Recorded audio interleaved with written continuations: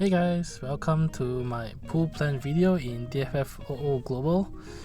In this version of the video, I'll be covering my plans for the events where Ursula and Yuffie will be the featured synergy character.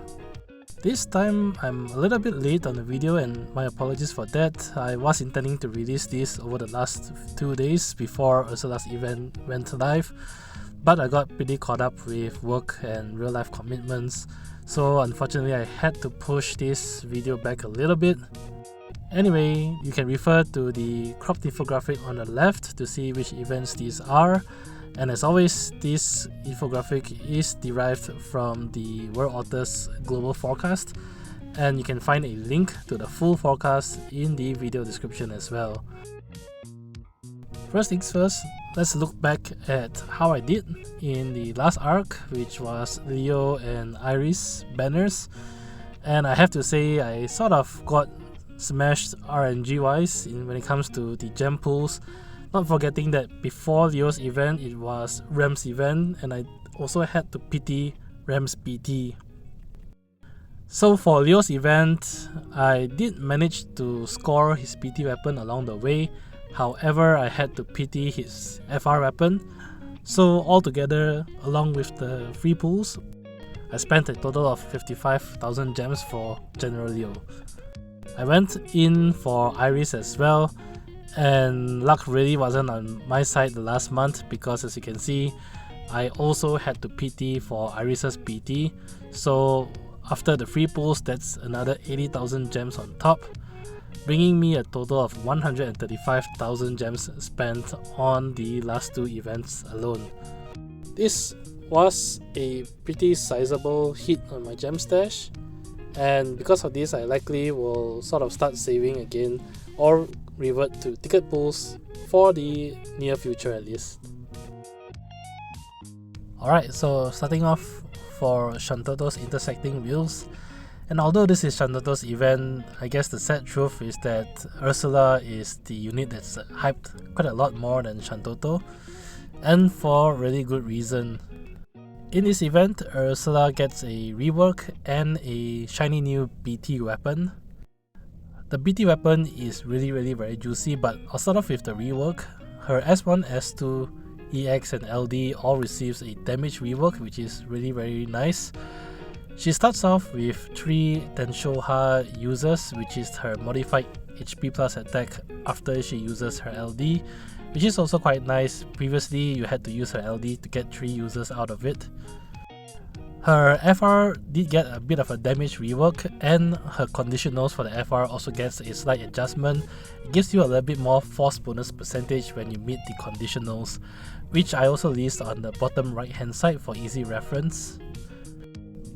Ursula always had this so-called generic conditionals for her FR, which is it's fairly easy to meet the conditionals.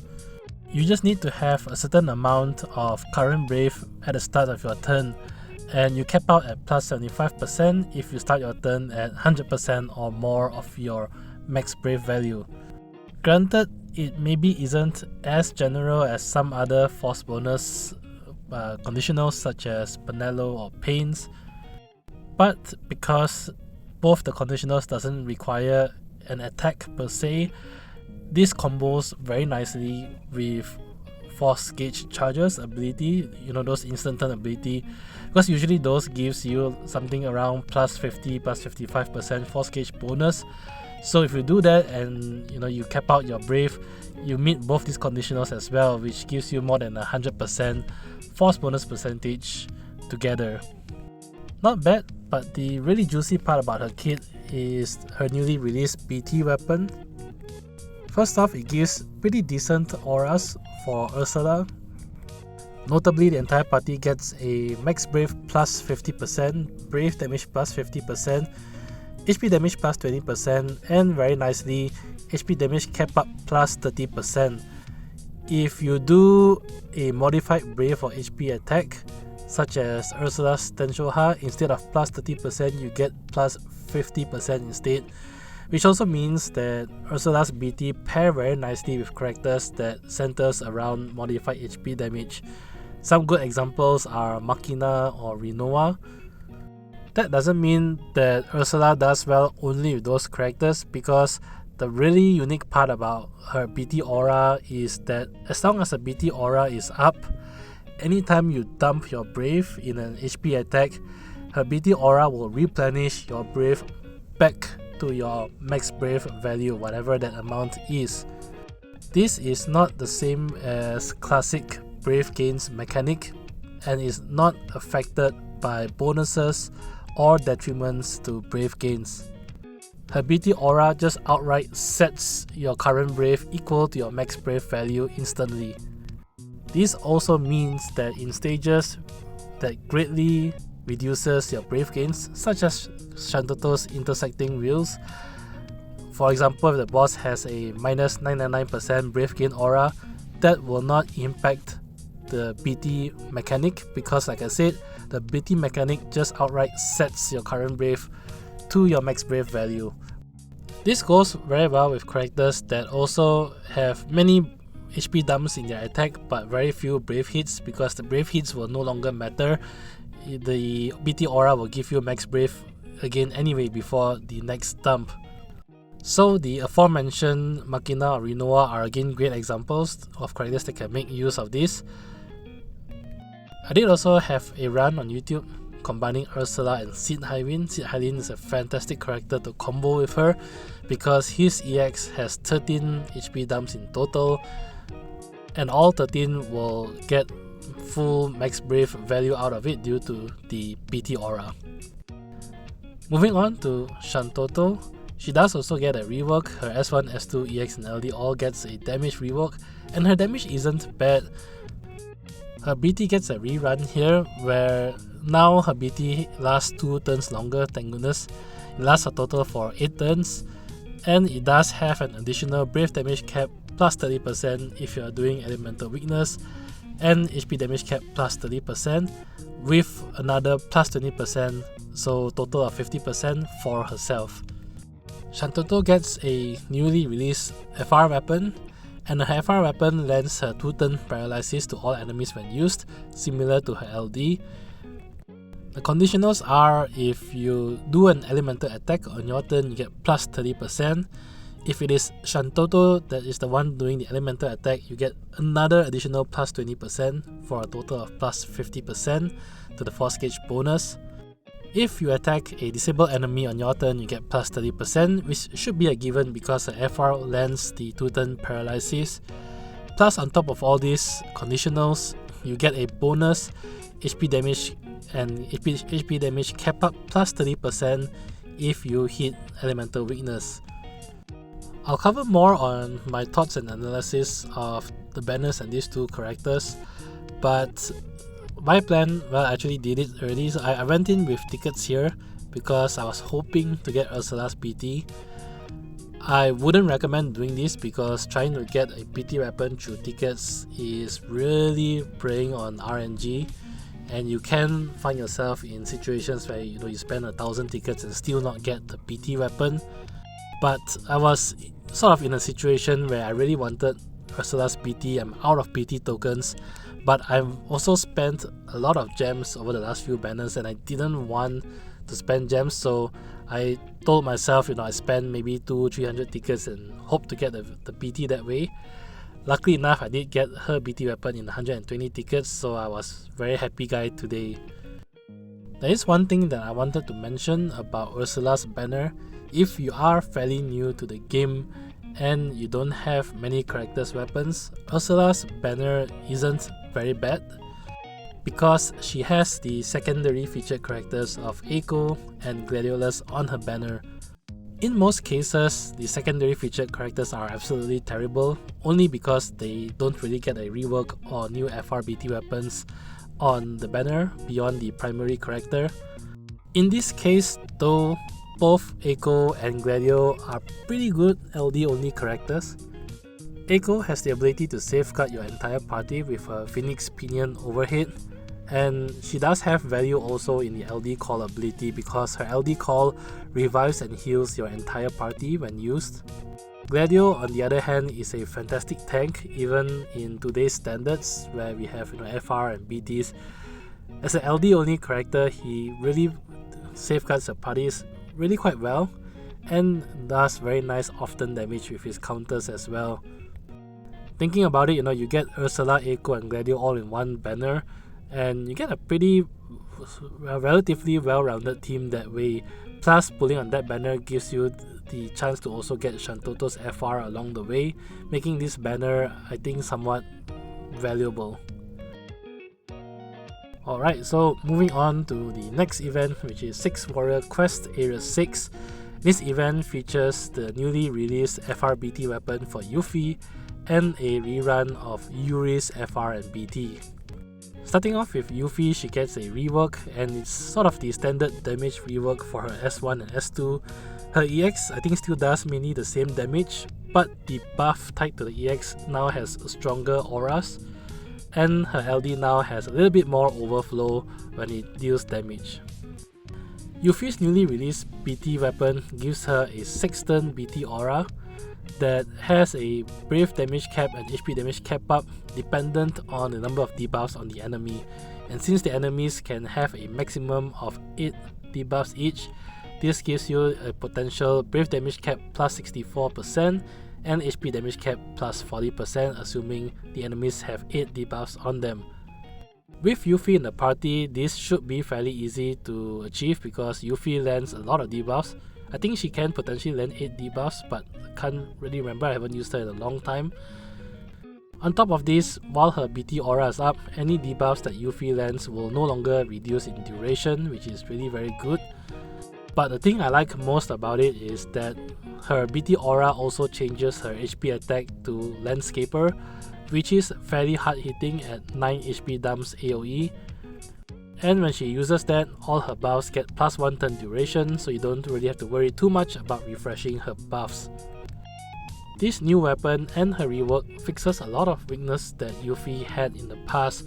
I think the biggest issue with Yuffie is that she is really very dependent in the past on her S1 and S2 skill users, and you find yourself in situations where you quickly run out of skill users with Yuffie.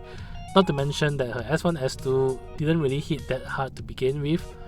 All of that changes after her rework, and you get access to a modified attack that does very nice damage, so the issues that she had before is more or less fixed with her rework and her newly released BT weapon. Yuffie's FR steals 2 random buffs from the target, inflicts 8 of her debuffs. She has the force conditionals where if you attack a broken target on your turn, you get plus 20%. If Yuffie is the one that attacks the broken target, you get an additional plus 20%, so a total of 40%.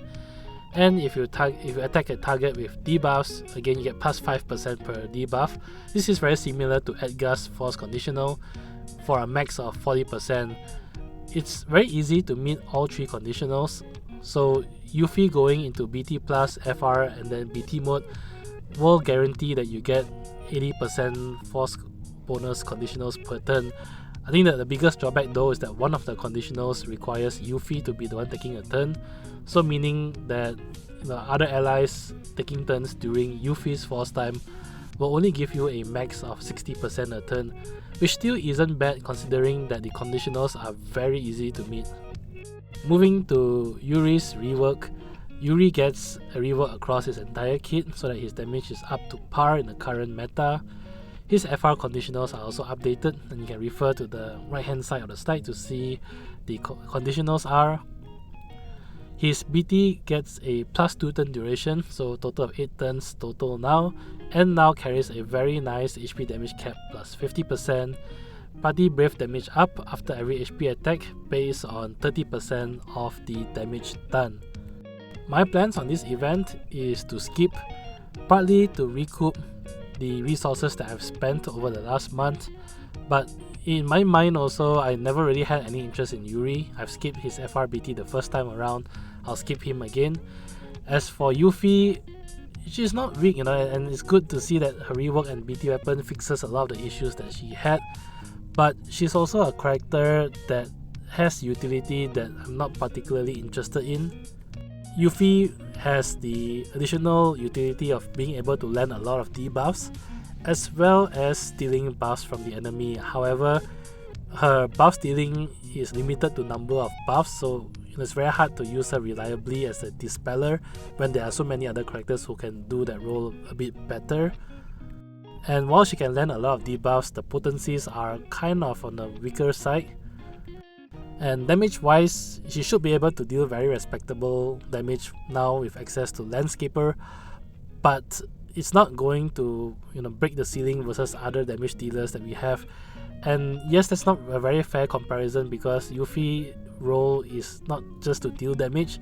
Like I said, she has the added utility, but if I'm not interested in her utility, this leaves me only with her damage dealing, and in that case I would rather just bring other units and that way save my resources. So I will plan to skip pulling for Yuffie. So we've come to the part of the video where I give my opinion on who you can potentially aim for if you are limited in resources, say gems or tickets or BT ingots. As always, big disclaimer that this is really an opinion based on my playstyle and preferences.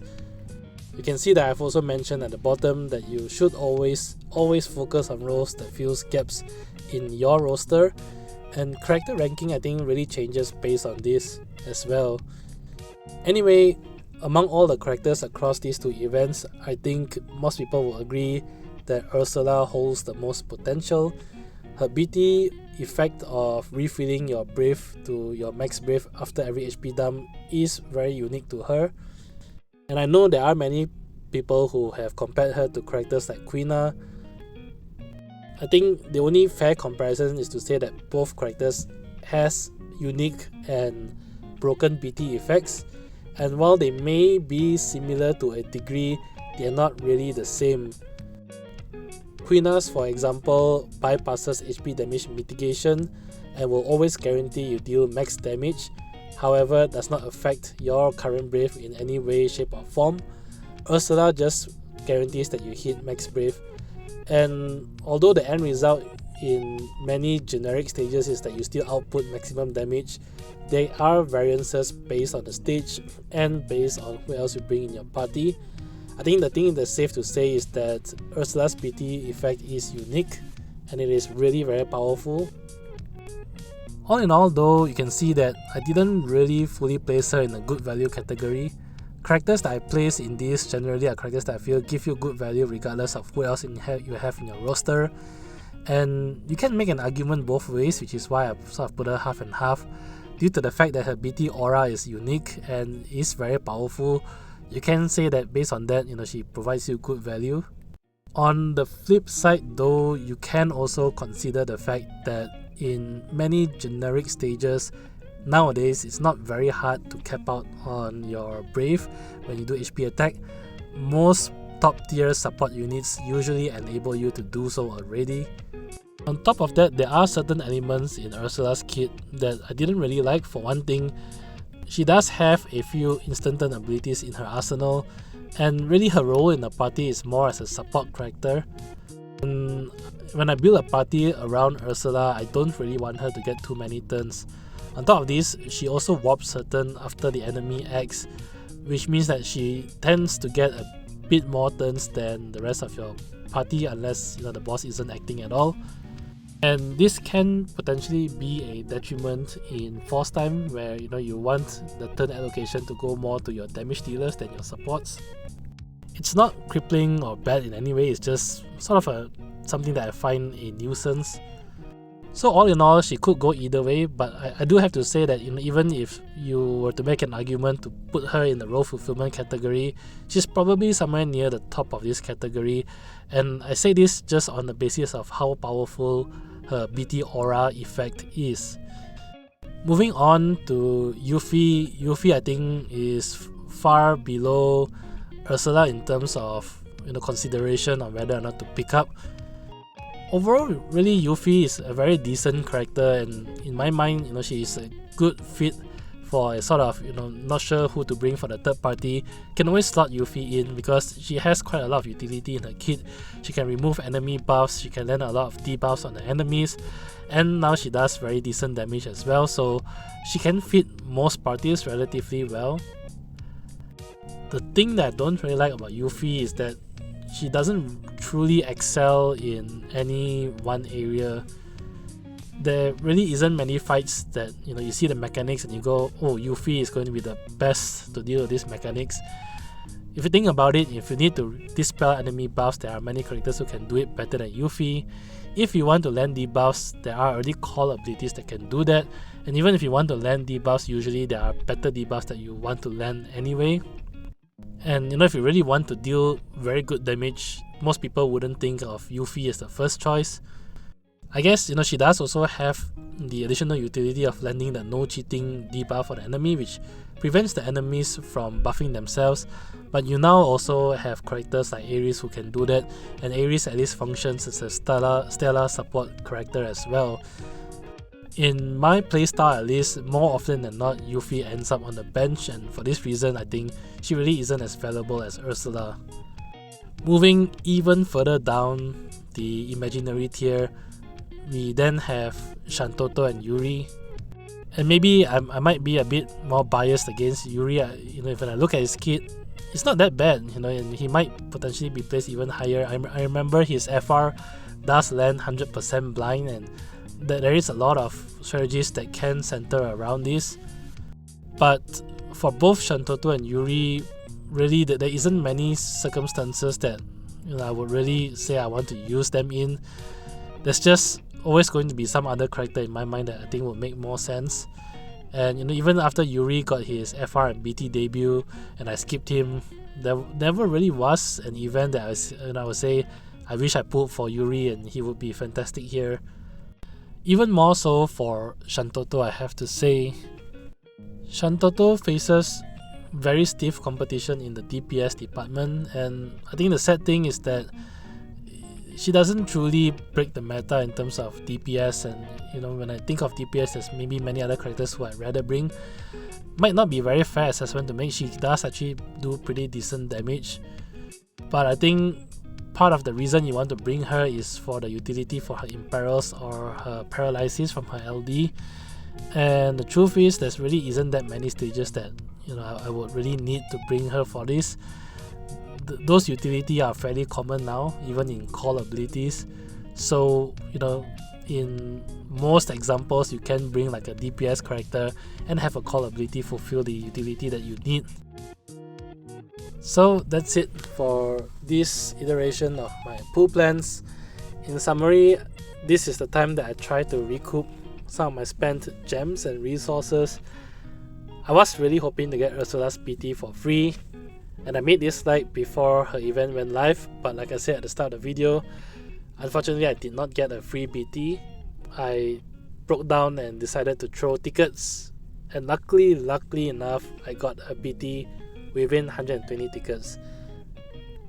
That's it for this video. As always, I hope the video has been helpful, and if you enjoyed the content, do leave a like, comment and subscribe.